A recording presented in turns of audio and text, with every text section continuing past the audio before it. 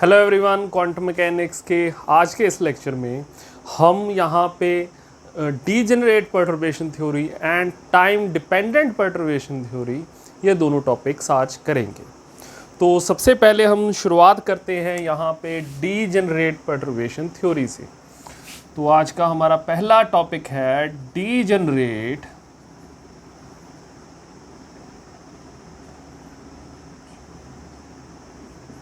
Perturbation theory. तो degenerate या फिर नॉन डीजेनरेट, इन यहाँ पे वर्ड्स का मतलब आप ऑलरेडी जानते होंगे कि अगर यहाँ पे हमारे पास जो अनपर्टर्ब्ड हैमिल्टोनियन है, जो अनपर्टर्ब्ड यहाँ पे हैमिल्टोनियन है, अनपर्टर्ब्ड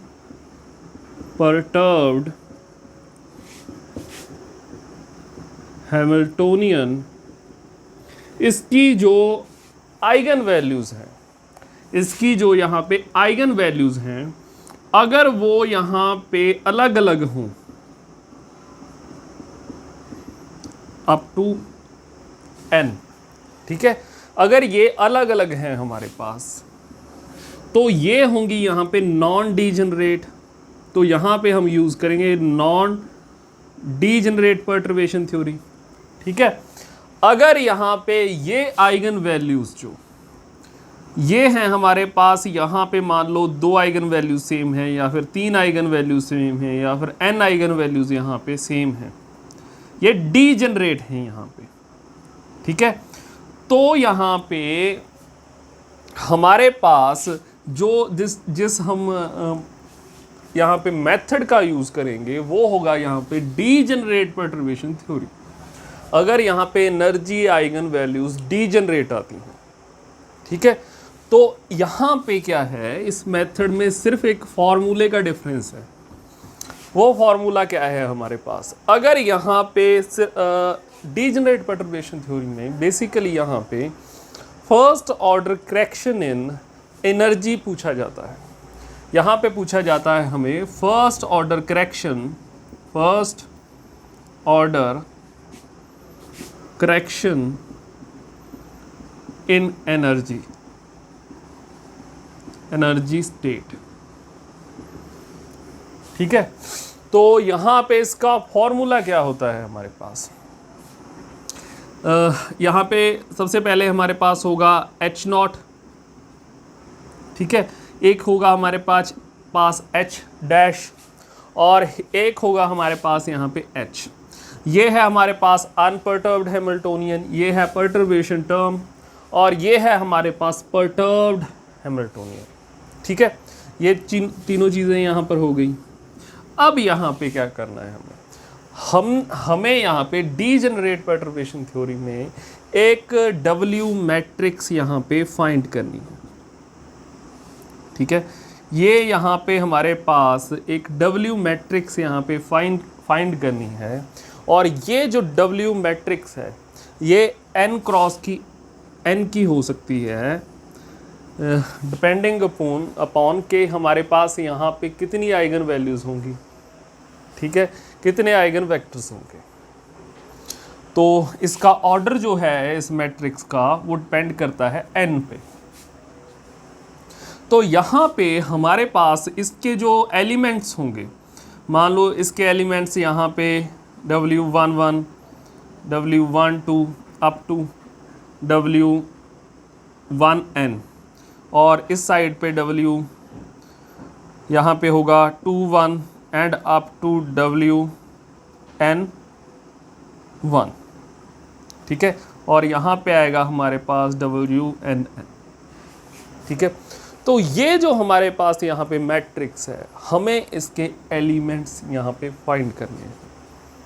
तो इसके जो एलिमेंट्स होंगे वो फाइंड करके जब हम ये मैट्रिक्स फाइंड कर लेंगे, ये W मैट्रिक्स, तो उसकी जो आइगन वैल्यूज़ होंगी, आइगन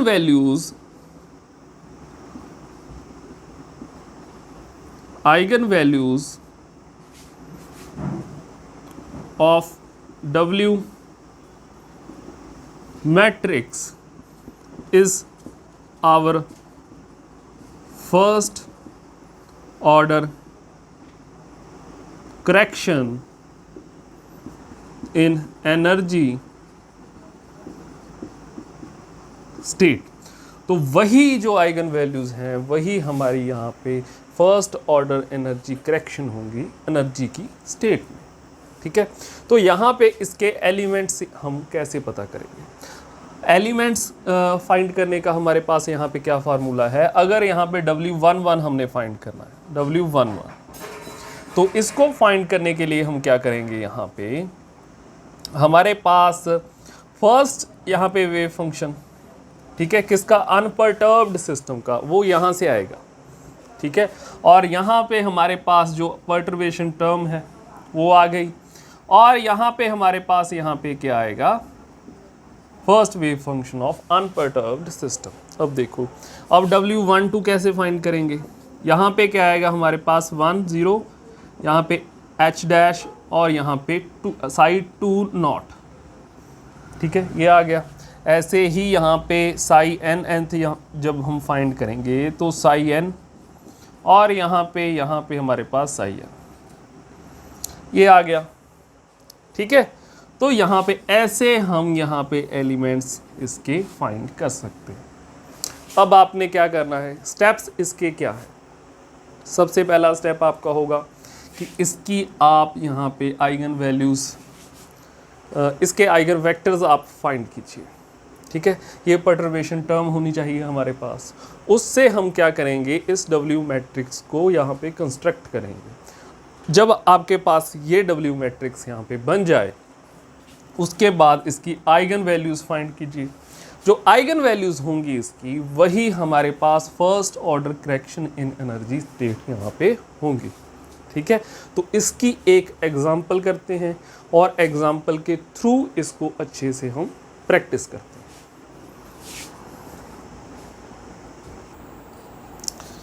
तो हमारे पास जो एग्जाम्पल है यहाँ पर,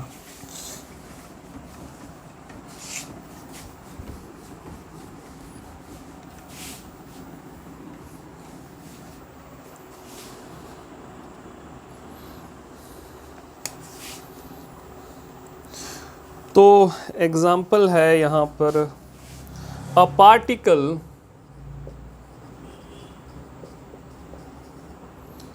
of mass m is confined into two-dimensional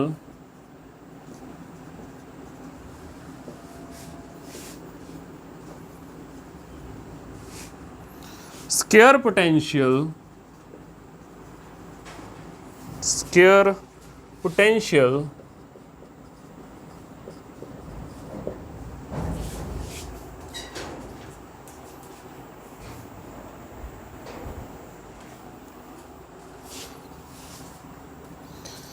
और यहाँ पे हमें पोटेंशियल दिया गया है जो कि एक्स वाई जेड का यहाँ पे फंक्शन है, और ये है 0 x a 0 y a और infinite otherwise.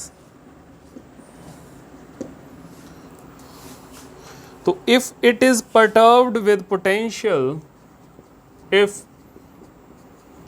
it is perturbed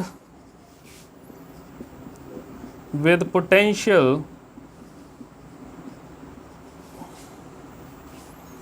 और पोटेंशियल हमें दिया गया है, पर्टर्बेशन टर्म जो है lambda v not a square, और यहाँ पे लैम्डा नहीं है, और ये है x minus a/2 delta function y minus a/4, और हमें पूछा गया है यहाँ पे find the first order energy correction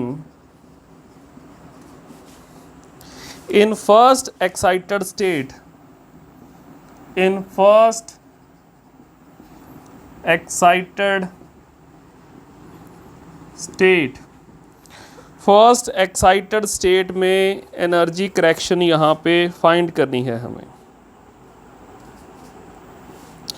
तो यहाँ पे two dimensional square potential particle of mass m is confined into two dimensional square potential. तो यहाँ पे हमारे पास टू डायमेंशनल है तो ये z का फंक्शन यहाँ पे नहीं होगा, ठीक है। तो यहाँ पे टू डायमेंशनल केस है हमारे पास, और हमें पता है कि यहाँ पे टू डायमेंशनल केस में हमारे पास एनर्जी की वैल्यूज़ क्या होती हैं। तो एनर्जी का जनरल हमारे पास यहाँ पे फॉर्मूला होता है nx ny is equal to, यहाँ पे होगा हमारे पास nx square pi square a square, यहाँ पे h कट स्केयर आएगा, h cut square 2m a square. यहाँ पर y जो है y की डायमेंशंस a तक ही हैं यहाँ पर, और यहाँ पे होगा हमारे पास nx square pi square h cut square, यहाँ पे ny होगा 2m a स्केयर। तो यहाँ से हम nx कॉमन निकाल सकते हैं, ny कॉमन निकाल सकते हैं, पाई square h cut square 2m a square common निकालेंगे यहाँ से। तो अब ये आ गया हमारे पास। और अगर हमें यहाँ पे कहा गया है कि find the first order energy correction in first excited state, यहाँ पे फर्स्ट एक्साइटेड स्टेट कौन सी होगी। सबसे पहले तो हमने ये देखनी है।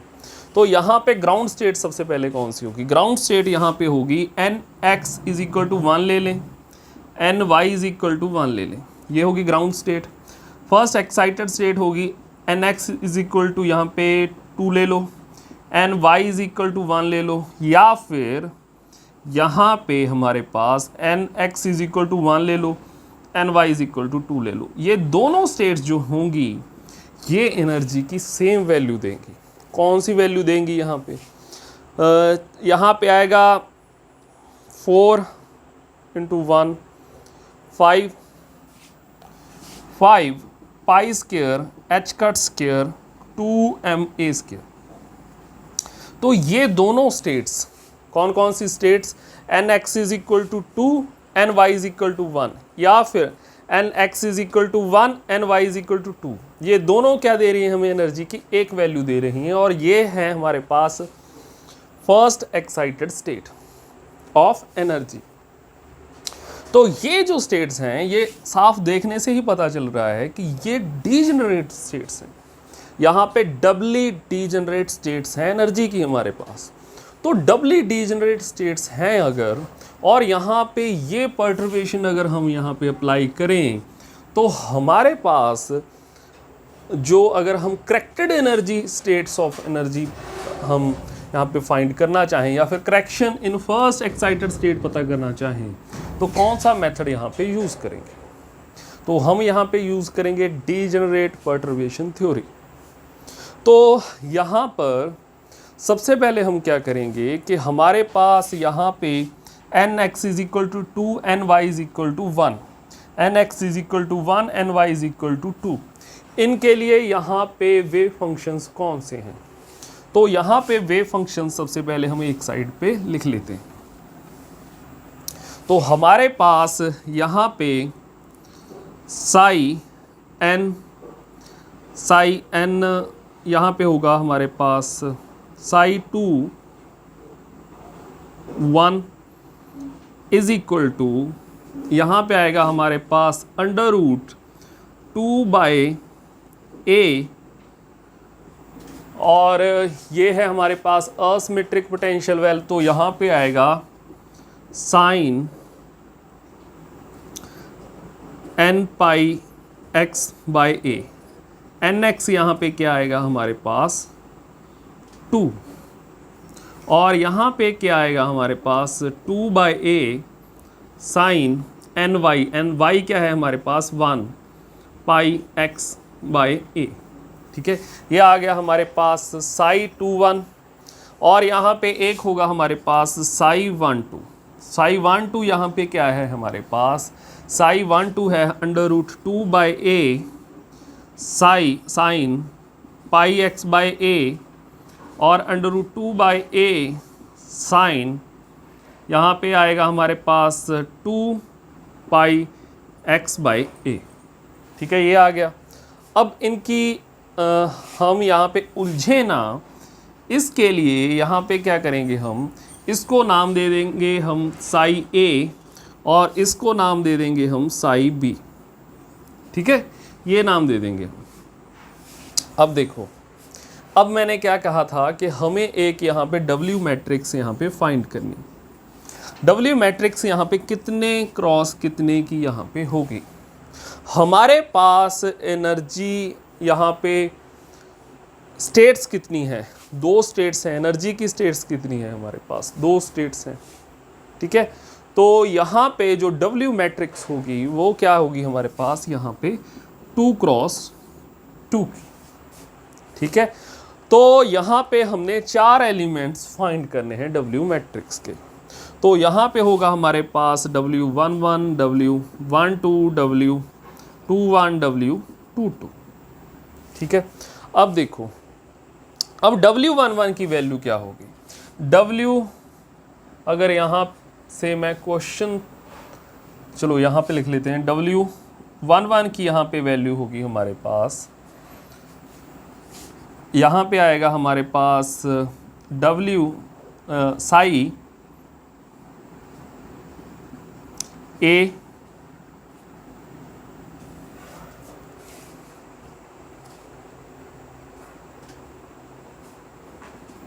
अगर यहाँ पे मैं इसको रखता हूँ साई A, इसको रखता हूँ साई B नाम। ठीक है, तो यहाँ पे हमारे पास साई A एंड यहाँ पे H डैश साई A। ठीक है, ये होगा हमारे पास W11।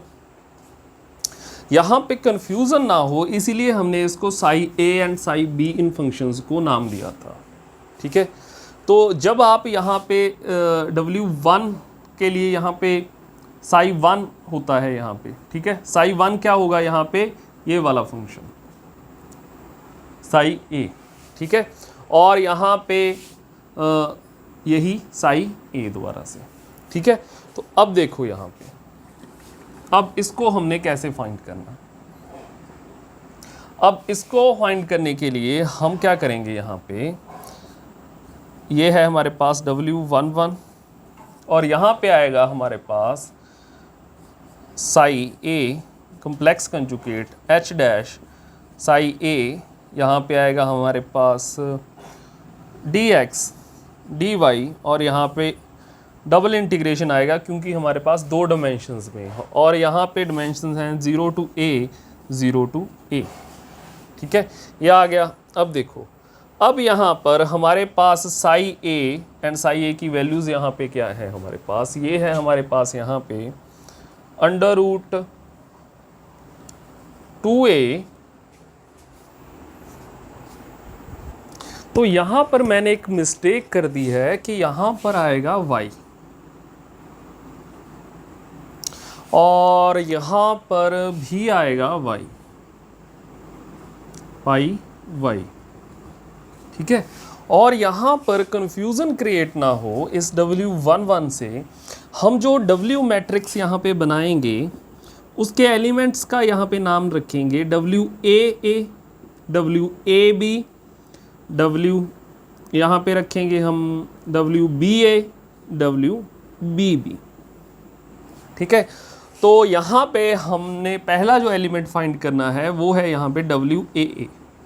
ठीक है, तो यहाँ पे है हमारे पास WAA। तो यहाँ पे सबसे पहले हम WA को लिखेंगे।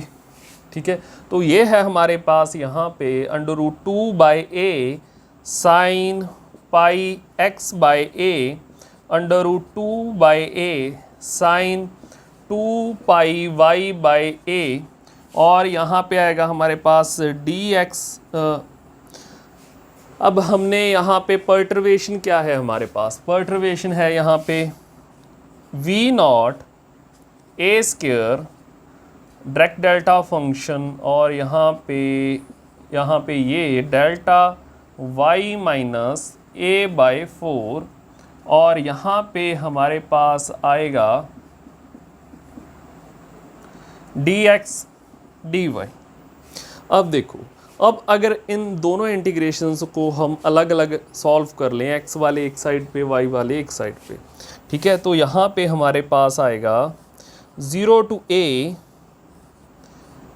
2 by a sine pi x by a, और यहाँ पे आ जाएगा हमारे पास v नॉट ए स्क्वायर, हमारे पास यहाँ पे बाहर आ जाएगा क्योंकि ये यहाँ पे कांस्टेंट है, तो यहाँ पे आ गया हमारे पास delta x minus a by 2 dx, और यहाँ पे 0 to a,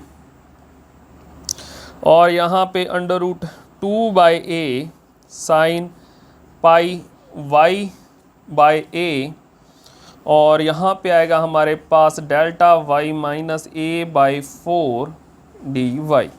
अब देखो, अब इन इंटीग्रेशन को हमने सॉल्व करना है, लेकिन यहाँ पे डेल्टा फंक्शन आ गया है। जहाँ भी डेल्टा फंक्शन आ जाए वहाँ पे हमारी इंटीग्रेशन जो है वो आसान हो जाती है, ठीक है। तो अगर आपने मैथमेटिकल फिज़िक्स के लेक्चर अच्छे से सुने हैं, वहाँ पे डायरेक्ट डेल्टा फंक्शंस की प्रॉपर्टीज़ की हैं, तो आप इस इंटीग्रेशन को आसानी से सॉल्व कर सकते हो। लेकिन यहाँ पे मैं आपको बताऊँगा कि इसको सॉल्व कैसे करना है आपने। अब देखो, x डायरेक्ट डेल्टा फंक्शन में यहाँ पे x माइनस ए बाई 2 है, ये जो फंक्शन है a बाई 2 पर ये पीक लेगा, ठीक है।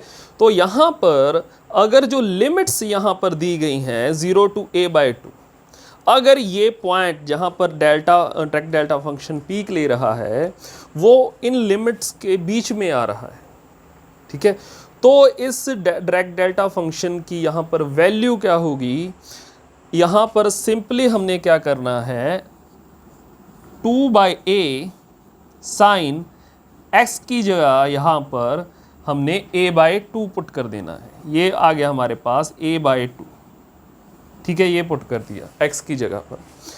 अगर ये a बाई 2 0 से लेकर a के बीच में ना होता तो इस इंटीग्रेशन की वैल्यू होती 0, ठीक है। अब a बाई 2 पॉइंट 0 से लेकर a के बीच में आ रहा है, इसीलिए हमने इस इंटीग्रेशन की वैल्यू लिखी। ये जो इसके आगे फंक्शन था इसमें जहाँ भी x हो वहाँ पे a बाई 2 यहाँ पे पुट कर देना है, तो ये पुट कर दिया, a के साथ यहाँ पर a कट गया, साइन पाई बाई 2 क्या होता है 1 होता है, ठीक है, ये लिख दिया हमने, ये आ गया आंसर हमारे पास। अब देखो, अब मल्टीप्लाइड विद यहाँ पे अंडर रूट 2 बाई a यहाँ से आ गया, ठीक है।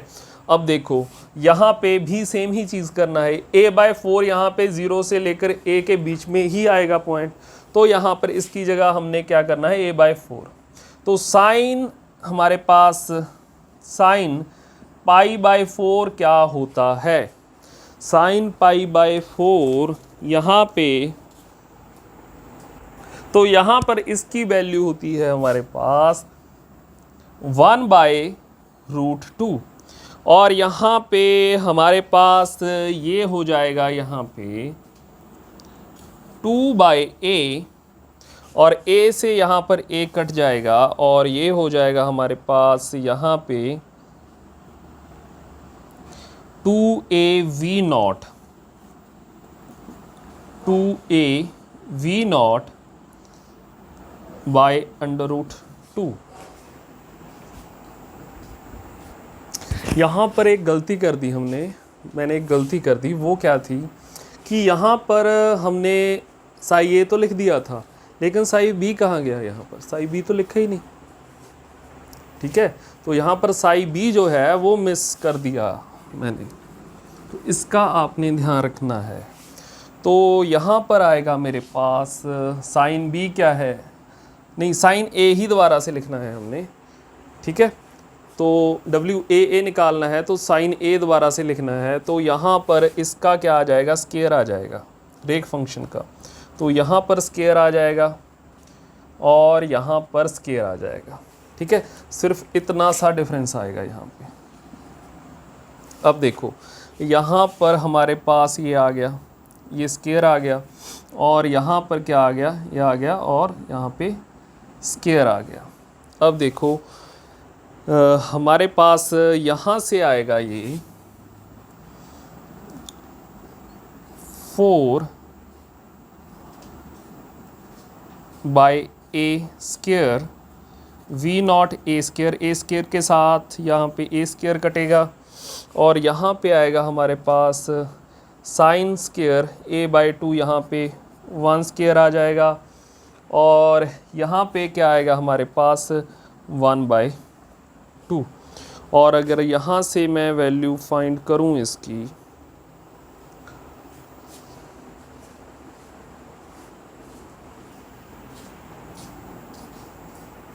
एक और मिस्टेक है यहाँ पे, वो ये है कि यहाँ पर जो y वाला फंक्शन है यहाँ पर 2 है, यहाँ पर क्या है हमारे पास 2 है, 2 पाई y।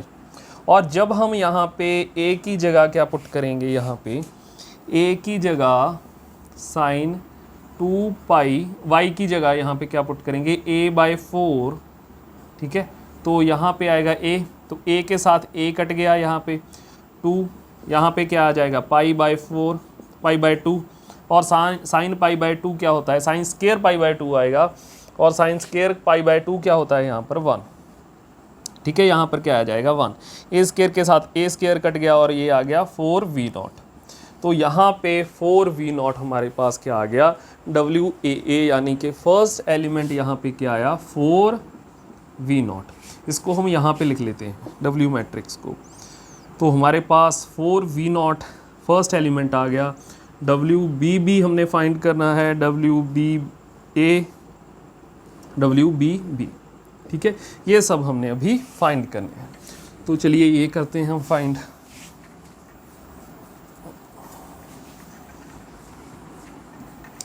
तो अब हमने करना है WAB, यहाँ पर आएगा हमारे पास WAB।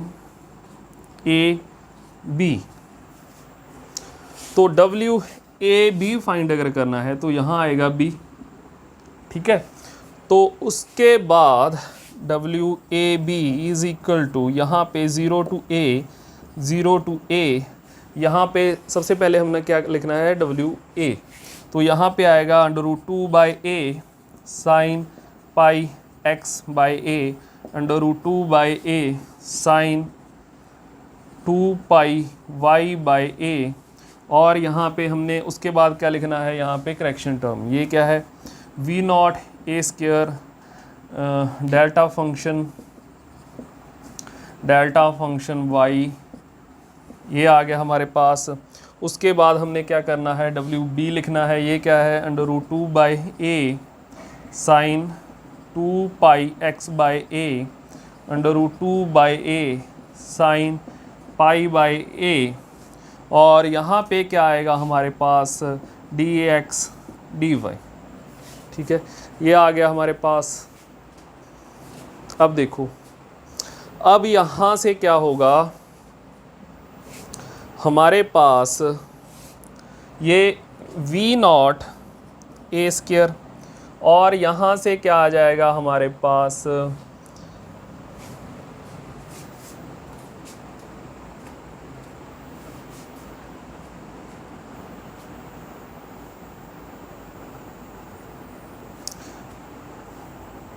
तो यहाँ से आ जाएगा हमारे पास 4a स्क्वायर, और ये आएगा 0 to A, यहाँ से आएगा sine square pi x/A, direct delta function x-A/2। ठीक है, यहाँ पे आएगा dx, यहाँ पे 0 to A sine square pi. अब ये नहीं आएगा यहाँ पे हमारे पास साइन स्क्वायर नहीं आएगा, sine pi x by a sine 2 pi x by a, direct delta function x minus a by 2, यहाँ पे आएगा dx 0 टू a, यहाँ पे आएगा sine 2 pi x by 2 pi y by a sine pi by a, और यहाँ पे आएगा x minus a by 4 y minus a by 4 dy। ठीक है, ये आना चाहिए यहाँ पे। जी बिल्कुल। तो अब देखो यहाँ पे अब क्या करना है, सेम ही तरीके से यहाँ पे सॉल्व करना है। ये जो a बाई 2 है ये 0 से लेकर a लिमिट के बीच में आ रहा है, यहाँ पर जो a बाई 4 है वो a से लेकर 0 से लेकर a के लिमिट के बीच में आ रहा है। ठीक है, तो यहाँ पे इसके आगे जो फंक्शन है वहाँ पे जो जहाँ पे x है वहाँ पे हम यहाँ पे a बाई 2 पुट कर देंगे, यहाँ पे जहाँ पे y है वहाँ पे a बाई 4 पुट कर देंगे। ठीक है, तो यहाँ पे वैल्यू क्या आएगी हमारे पास, यहाँ पे a के साथ a स्क्वायर के साथ a स्क्वायर कट गया, यहाँ पे आ गया 4v0, और यहाँ पे आया हमारे पास, ये विजिबल है आपको, जी हाँ। तो यहाँ पे जब हम a बाई 2 पुट करेंगे, a के साथ a कट गया, साइन पाई बाई 2 आ गया यहाँ पे 1, और यहाँ पे a के साथ a कट जाएगा, 2 के साथ 2 कट जाएगा, तो यहाँ पे आ जाएगा 0। ठीक है, तो ये 0 हो जाएगा। अगर ये 0 हो गया यहाँ पे तो ये सारी टर्म को जो है 0 बना देगा।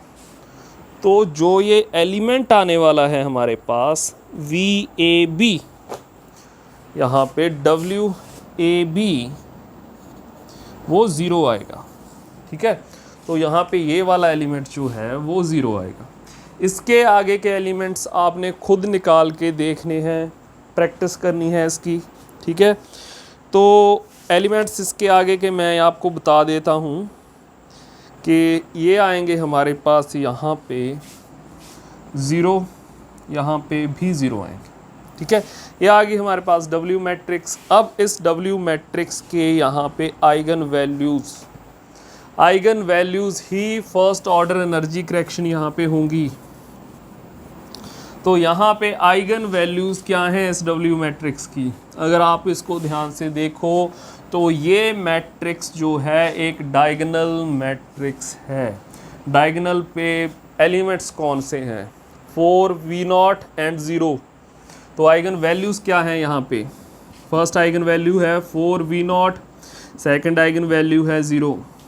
ठीक है, तो यही यहाँ पे फर्स्ट ऑर्डर एनर्जी करेक्शन है, किस स्टेट में, फर्स्ट एक्साइटेड स्टेट में।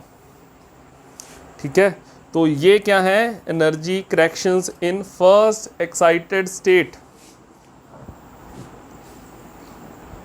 तो यहाँ पे फर्स्ट एक्साइटेड स्टेट हमारे पास कौन सी थी, फर्स्ट एक्साइटेड स्टेट जो थी हमारे पास वो थी यहाँ पर हमारे पास E21 एंड ये थी हमारे पास E12। ठीक है, ये दोनों स्टेट्स जो थी हमारे पास ये फर्स्ट एक्साइटेड स्टेट्स थी यहाँ पे। ठीक है, और इन दोनों की वैल्यू यहाँ पे क्या थी, इन दोनों की यहाँ पे वैल्यू थी हमारे पास, ये थी 5 pi square h cut square by 2ma square. ठीक है, अब हमने क्या कर लिया, यहाँ पे फर्स्ट ऑर्डर करेक्शन पता कर ली इन फर्स्ट एक्साइटेड स्टेट्स में। तो उनको यहाँ पे लिखेंगे कैसे हम, यहाँ पे first order correction in this excited state and first order correction in this excited state. ठीक है, तो यहाँ पर ये क्या होगी, यहाँ पर इसको रिप्रेजेंट करने का एक तरीका है, एक वे है, वो यहाँ पे क्या है कि इसको हम लिख सकते हैं कि इनको हमने करेक्ट कर दिया। ठीक है, तो ये हो गई यहाँ पे करेक्टेड जो एनर्जी स्टेट्स हैं हमारे पास वो हो गई यहाँ पर, ये करेक्टेड एनर्जी स्टेट्स जो हैं ये है हमारे पास ओरिजिनल। ठीक है, तो ये करेक्टेड एनर्जी स्टेट्स हैं। अब एक है यहाँ पर हमारे पास ई नॉट, यहाँ पर कुछ मर्जी लिख लीजिए इनको ना आप यहाँ पे ई नॉट के इक्वल लिख लीजिए, ठीक है, ई नॉट एक्साइटेड, ठीक है, ये लिख लीजिए आप। तो यहाँ पर हम इसको लिखेंगे ई एक्साइटेड, ठीक है, और यहाँ पे एक स्टेट बन जाएगी यहाँ पर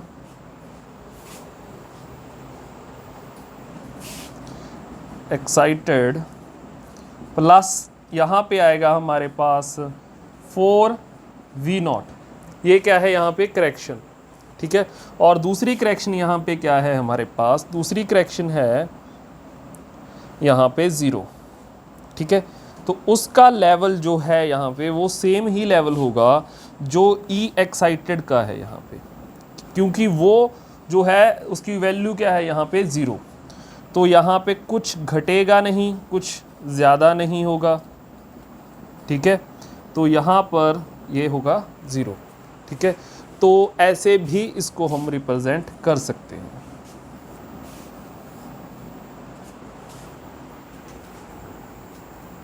यहाँ पे इस डायग्राम में हमारे पास ये एक्साइटेड यहाँ पे आएगा 0 नॉट, ये सेम लेवल पे है इसके, और ये जो है यहाँ पे ये थोड़ा सा ऊपर लेवल पे चली गई, ठीक है।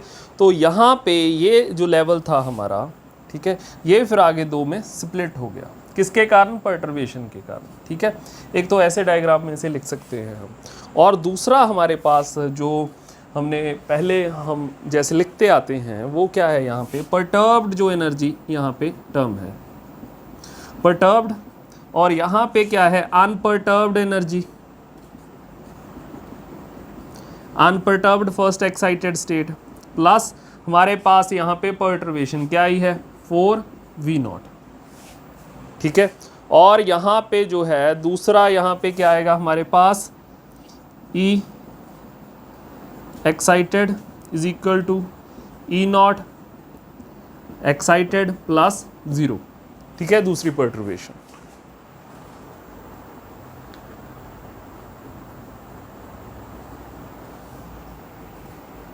यहाँ इसको लिखेंगे हम करेक्टेड स्टेट 1, इसको एक्साइटेड करेक्टेड स्टेट 2, ठीक है, या फिर सिंपली इसको या आप लिख दीजिए 1, इसको लिख दीजिए 2, यहाँ पर आप लिख सकते हैं 1 और यहाँ पे लिख सकते हैं 2, ऐसे भी इसको आप लिख सकते हैं, जैसे नेमिंग देना चाहें आप इसको दे सकते हैं।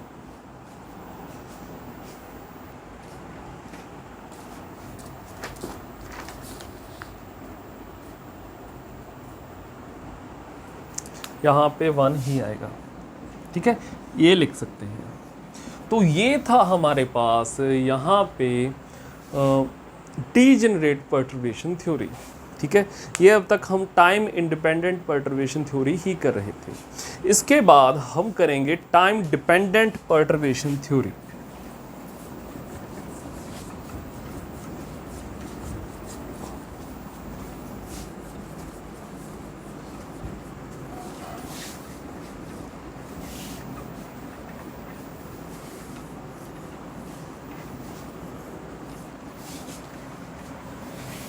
अब हम करेंगे time dependent perturbation theory. Time dependent perturbation theory. तो टाइम डिपेंडेंट पर्टर्बेशन थ्योरी क्या होती है कि अगर हमारे पास जो पर्टर्बेशन टर्म है वो पर्टर्बेशन टर्म हमें उसे पहले सबसे पहले रिप्रेजेंट कैसे करते थे, उसे ऐसे, ठीक है। अगर ये पर्टर्बेशन टर्म टाइम पे डिपेंड करती है, ठीक है, तो वहाँ अगर हम यूज़ करना चाहें किसी मेथड को तो वो वहाँ यूज़ करेंगे हम टाइम डिपेंडेंट पर्टर्बेशन थ्योरी। तो यहाँ पे हमारे पास ये होगी पर्टर्बेशन टर्म, ये होगा हमारे पास अनपर्टर्ब्ड हैमिल्टोनियन, ये पर्टर्ब्ड हैमिल्टोनियन, ठीक है। तो ये जो हमारे पास टाइम डिपेंडेंट पर्टर्बेशन थ्योरी है ये हमारे पास काम आती है जहाँ पे हमने ट्रांजिशन की प्रोबेबिलिटी को हमने यहाँ पे फाइंड करना हो। जैसे ट्रांजिशन कैसे, जैसे हमारे पास यहाँ पे 2 एनर्जी स्टेट्स हैं, ठीक है। तो यहाँ पे ये है हमारे पास इनिशियल स्टेट, ये है फाइनल स्टेट। यहाँ से एटम जो है एक्साइटेड होकर वो फाइनल स्टेट में जाता है, ठीक है। तो अगर हम यहाँ पे इस ट्रांजिशन के होने की प्रोबेबिलिटी यहाँ पर फाइंड करना चाहें, ठीक है, तो वहाँ पे हम यूज़ करेंगे टाइम डिपेंडेंट पर्टर्बेशन थ्योरी।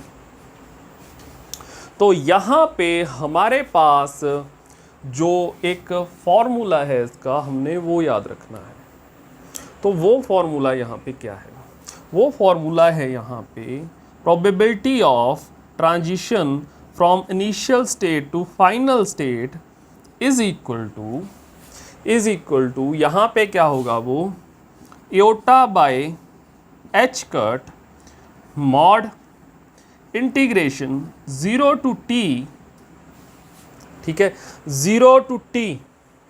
ये हम क्या करेंगे यहाँ पे कि ये जो हमारे पास एटम है, ये जो ग्राउंड स्टेट पर है, इनिशियल स्टेट पर है, इस पर पर्टर्बेशन अप्लाई करेंगे किसी t टाइम के लिए या टाउ टाइम के लिए, ठीक है। तो यहाँ पर ये जो पर्टर्बेशन है ये हमने इस एटम पर यहाँ पर अप्लाई की। मान लीजिए ये पर्टर्बेशन हमने यहाँ पे अप्लाई की फॉर टाइम 0 से लेकर यहाँ पे टाउ टाइम तक, ठीक है। उसके बाद हमने ये पर्टर्बेशन यहाँ से हटा ली। उसके बाद क्या किया हमने, पर्टर्बेशन हटा ली। तो जब टाइम जो है वो 0 से छोटा है तो ये 0 है पर्टर्बेशन, या फिर टाइम जो है जब टाउ से बड़ा है तो भी ये पर्टर्बेशन यहाँ पे 0 है। और हमने यहाँ पे फाइंड करना है कि इस पर्टर्बेशन लगाने से इस एटम के इनिशियल स्टेट से फाइनल एनर्जी स्टेट में जाने की प्रोबेबिलिटी क्या है, सिर्फ ये फाइंड करना है। तो यहाँ पे इंटीग्रेशन में 0 से लेकर t क्या है हमारे पास, पर्टर्बेशन का टाइम, ठीक है। और यहाँ पे हमने क्या लिखना है, साई फाइनल, यहाँ पे हमारे पास पर्टर्बेशन हमारी, साई इनिशियल, इन दोनों वेव फंक्शन के बीच में हमने सैंडविच कर दिया h डैश को, ठीक है। तो यहाँ पे आएगा हमारे पास e एओटा, यहाँ पे omega F I T by, यहाँ पर आएगा हमारे पास सिर्फ यही आएगा, ठीक है। तो यहाँ पर आएगा हमारे पास डी टी मॉड स्क्वायर, ठीक है। एक बार चेक कर लेते हैं कि ये फॉर्मूला सही है।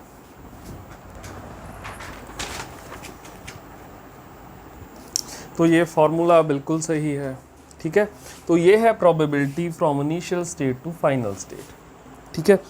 इसके बाद ये जो हमारे पास ओमेगा एफ आई है इनिशियल टू फाइनल स्टेट, ये है हमारे पास एनर्जी, इसकी वैल्यू है हमारे पास energy of final state minus energy of initial state by, यहाँ पर आएगा एच कट। तो ये आपको याद रखना है, ये फॉर्मूला याद रखना है और इसकी वैल्यू भी यहाँ पे याद रखनी है। इसके बाद क्या करना है, ये जो हमारे पास एच डैश था, अगर ये जो पर्टर्बेशन टर्म है ये यहाँ पे कांस्टेंट हो तो ये फॉर्मूला कैसे ट्रांसफॉर्म हो जाएगा वो याद रखना है।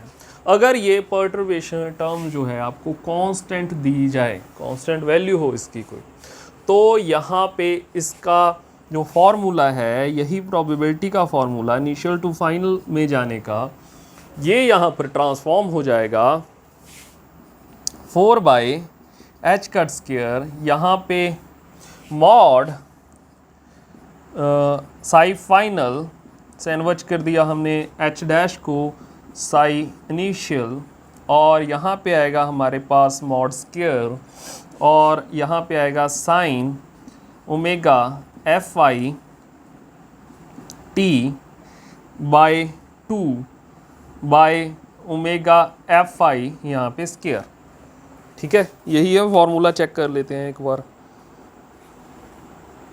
ये बिल्कुल सही है। ठीक है, तो ये फॉर्मूला भी आपको याद रखना है। यहाँ पे एक और फॉर्मूला है, वो है हमारे पास ट्रांजिशन रेट का फॉर्मूला। ठीक है, तो यहाँ पे एक ट्रांजिशन रेट जो होता है, ट्रांजिशन रेट, यहाँ से यहाँ जाने का एटम का ट्रांजिशन रेट, अगर वो हमने कैलकुलेट करना हो तो वो यहाँ पे होगा हमारे पास इनिशियल टू फाइनल, ये होगा हमारे पास यहाँ पे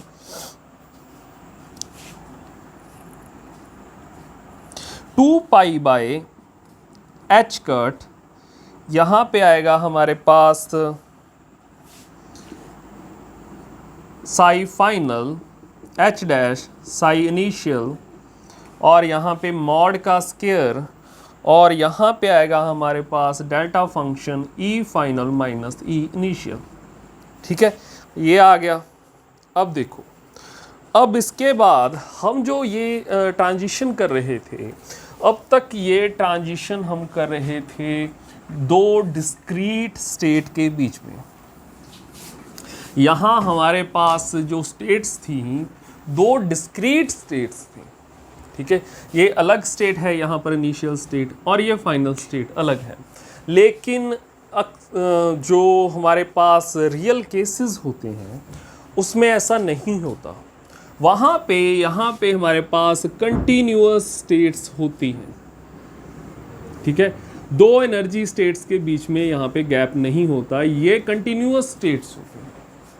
ठीक है, तो अगर हमने यहाँ पे ट्रांजिशन प्रोबेबिलिटी फाइंड करनी हो, या फिर ट्रांजिशन रेट फाइंड करना हो from initial state to continuum states, ठीक है, these continuous states, transition rate find करना हो तो वो कैसे फाइंड करेंगे हम। ठीक है, तो यहाँ पे हमारे पास ट्रांजिशन टू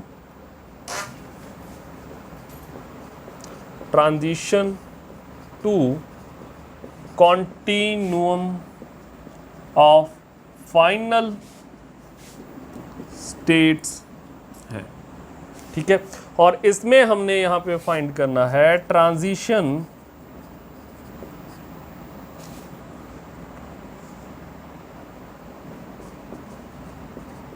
रेट। ये इसको डिनोट करेंगे हम यहाँ पे W इनिशियल टू फाइनल जाने का रेट, और ये होगा यहाँ पे 2π/h कट, यहाँ पे mod Sai final h dash psi initial mod square, और यहाँ पे होगा हमारे पास रो ई इनिशियल। ठीक है, रो क्या है यहाँ पर, रो है यहाँ पे density of states, density of energy states.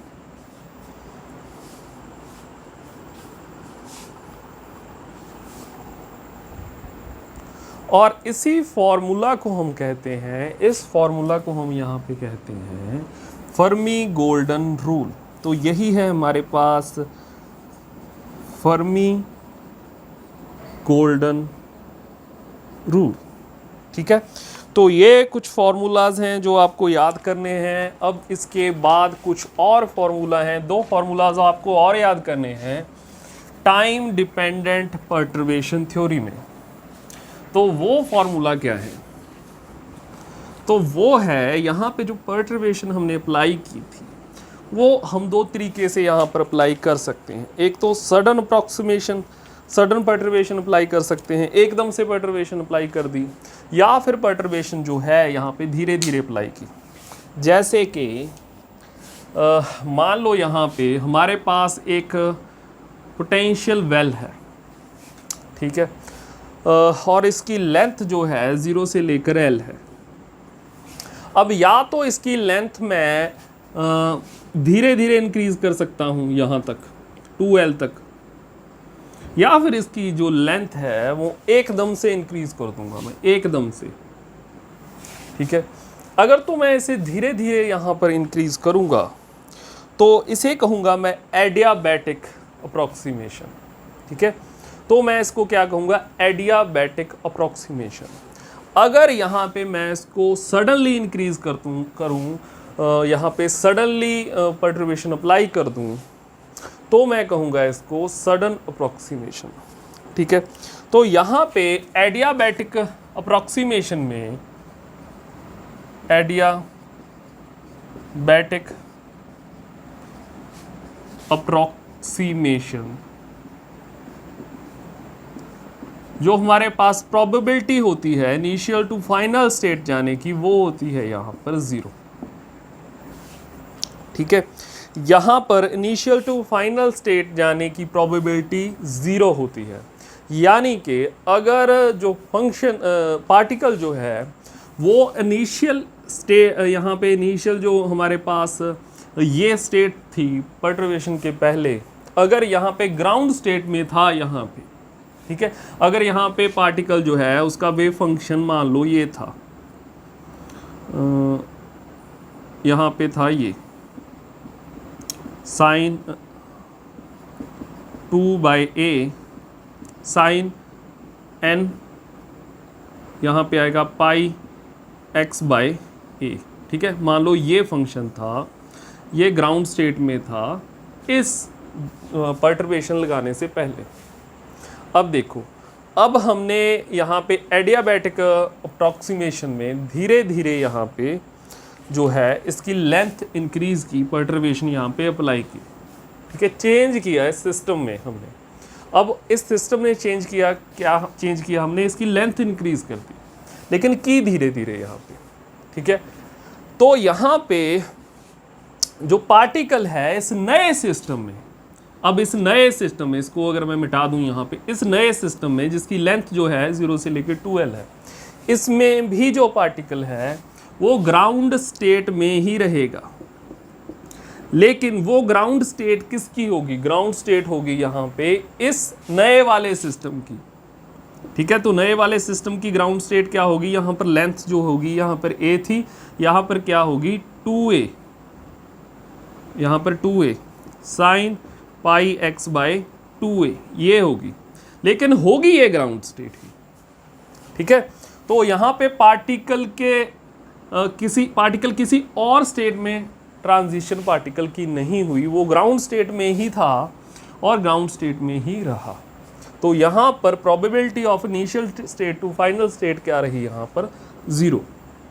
अब देखो, अब यहाँ पर जो हमारे पास सडन अप्रॉक्सीमेशन है, सडन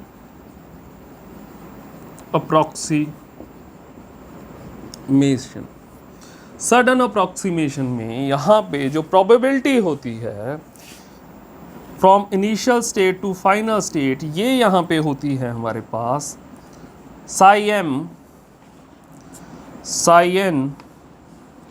और इसके मॉड का स्क्वायर। और यहाँ पर साई n जो है हमारे पास वो है यहाँ पे इनिशियल स्टेट, साई m जो है हमारे पास यहाँ पे है फाइनल स्टेट।